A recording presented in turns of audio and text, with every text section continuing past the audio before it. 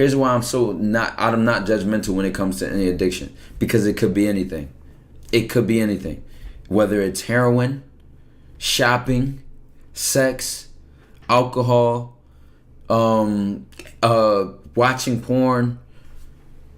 Everyone has an addiction. Everyone has an addiction. I feel like addictions lead life. You need to choose your addiction. What is your addiction? You need to choose an addiction which is fulfilling and not satisfying, which is fulfilling and not fun, which is fulfilling and not high or low. And I'll make the distinction because I have an addiction. My addiction is fulfilling. My addiction does not make me feel high and then I come down from that feeling. My addiction does not pull me and yank me this way. My addiction feeds my soul. I would not be able to live without my addiction. Listen, if it were illegal to do what I would do, to do what I am addicted to doing, I would be in jail, no questions asked. It is and I'll give you another word for this addiction. People tend to call it a purpose. Your purpose in life. People tend to call it, their reason for it, whatever you want to call it, right? I'm just going to use the word addiction because I'm going to paint it in a new picture. And you cannot get to the point where, actually, let me make this point. Let me make this distinction between the addiction that makes you feel high and low versus the addiction that is fulfilling. The addictions, follow me here because it's about to hit home. The addictions that make you feel high and low, you have to repeatedly do them or use them, and you'll go back to them because our brain has something called dopamine, and this substance that, or whatever, the signal with these neurons or whatever that's firing in our brain. And I'm fucking this whole thing up, but I'm trying to make it as simple as possible. This feeling that we get from whatever that addiction is, our brain becomes addicted to that dopamine feeling or that thing itself. And when you are living a life which is not fulfilling, which does not sustain you spiritually, mentally, intellectually, we look for these addictions which are fun, satisfying, and give us that high because our normal bar for how we feel, our flat line of our natural mood or our natural state of being is so low that when we take that high or that roller coaster of whatever that addiction is, like I said, it could be shopping, sex, a drug, a party, anything. Our natural bar is so low that when we do that thing, it distracts us. That high is so high compared to your norm that you when the come down happens again, you want to go back to that high. And the long-term solution is not to just keep reusing and getting that high or whatever that high is. And like I said, don't think of a drug when I say addiction, because an addiction can be something beautiful because of which you consciously choose to make it. It could be fulfilling to you rather than giving you this sort of high and low and thing that you chase. I'll give you an example of the fulfilling addiction rather than, that explanation of the high and the low. When you learn to hit the problem at its core, instead of chasing the high and the low, but chasing freedom, but chasing a sense of fulfillment, a sense of just a normal state of being where you are content and you feel good from, what it is that you continually practice and how you feel. I'll use my addiction for an example. My addiction is connecting with people and doing so in a way which connects us spiritually, intellectually, or mentally in light of what it is that I can sort of see this thing in people where it's like a light. It's like a spark. It's the same way we can see somebody and their mood is low, they're in a bad mood, whatever the case may be. You guys, anybody that knows me in real life, I like hitting that light in people. And it can be touched in many ways. Sexually, spiritually, mentally, whatever, competitively. It can be hit in so many ways. But I get that fulfillment from that because I know that in people's normal, typical day lives, that they're always told who they need to be. They always feel this expectation, this pressure from life, and that if I can sort of hit that light that's deeply within them, they can sort of feel a side to themselves which they are not used to. The same way I've been doing it for you that you've been watching this video. I don't know your name. I don't know who you are, how old you are, how fat you are, how skinny you are, how tall you are, how short you are, how dark your skin is, how light your skin is, how ugly you are, how pretty you are. I don't know any of this, but I know I'm talking to you. And I'm talking to that part of you which does not care about the external, which does not care about the identity, but the part of you which is you, the part of you where you feel most founded and strengthened in your core.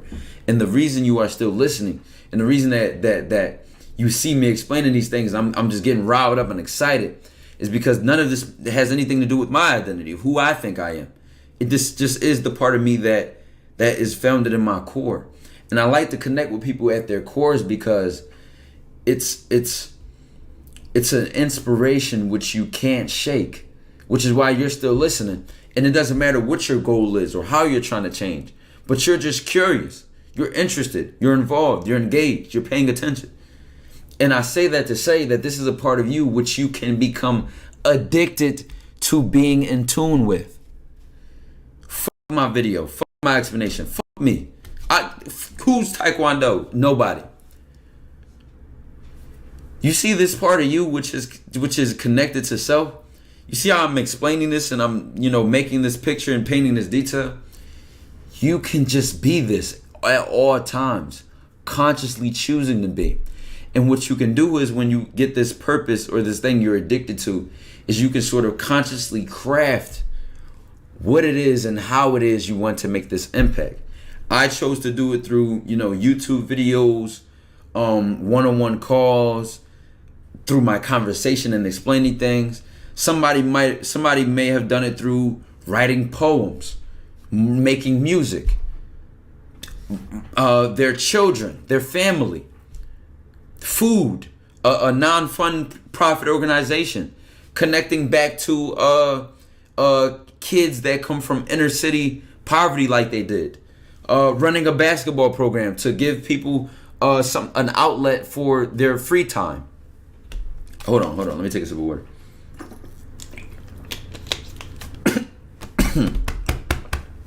There are so many different ways which you can take that core from who you are and become addicted to following that passion in a way which is fulfilling. But you have to learn to be aware of it, explore it, discover it, and understand it, and then love it. Excuse me, I'm a little sick right now, but I'm getting really, really enthusiastic explaining this because the beauty in this is that you start to learn how, as individuals, we are so unique in so many different ways of who we are, and that you are not me and I'm not you, but for a good reason. We're all different pieces of the puzzle. We only fit in because we're different. Puzzles only fit in because each piece is different. They're not meant to be the same. You had the same piece, you would never fulfill the whole picture to the puzzle. So I may do it the YouTube content, dating advice, roasting people on camera, talking trash, and I may be my age and I may hit my target and demographic. You may be completely different from me in so many ways, and that's perfect because you can hit a crowd, you can reach people that I can't. You can spread a message that I can't. You can provide a perspective that I can't. And once you sort of understand that and accept yourself and love yourself as you are and who you are, flaws, strengths, everything, you start to realize you were made this way for a reason greater than yourself. Because guess what? We have such a finite and limited life on this planet. Such a limited and finite time on this planet, especially in the perspective of our universal brothers and sisters, the planets, the stars, and all of these things, which are made up of different material reorganized in different ways than us. You start to understand that this limited and shared experience that we have here, you can listen, I feel like I'm going on a tangent from the pyramid, so I'm gonna come back because I was just about to make it deep. I was just about to make it deep in that. Let's go back to self-love and then how love and self-love and acceptance leads to transformation. That love and understanding and acceptance and discovery and exploration and awareness leads into transformation, because now that you accept yourself as you are and who you are, the next thing is that you become addicted to this purpose and this impact or this goal that you have for whatever it is for yourself in your life, right? And then you say, well, I'll use myself as an example. That transformation had to come in because I had to realize I was lazy. I was a procrastinator. I didn't have the determination. I didn't have the knowledge that I needed. I didn't have the discipline. You'll start to realize what you want to be and what you are separate.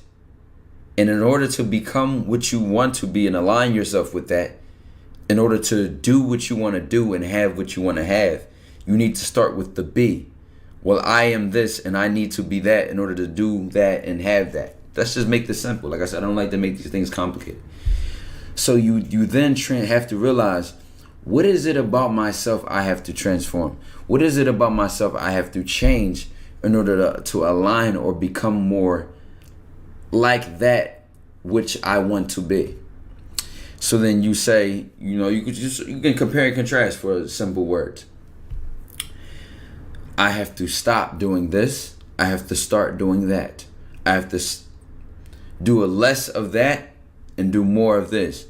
I have to learn this and unlearn that, because I have to transform. I have to change. You know what I'm saying?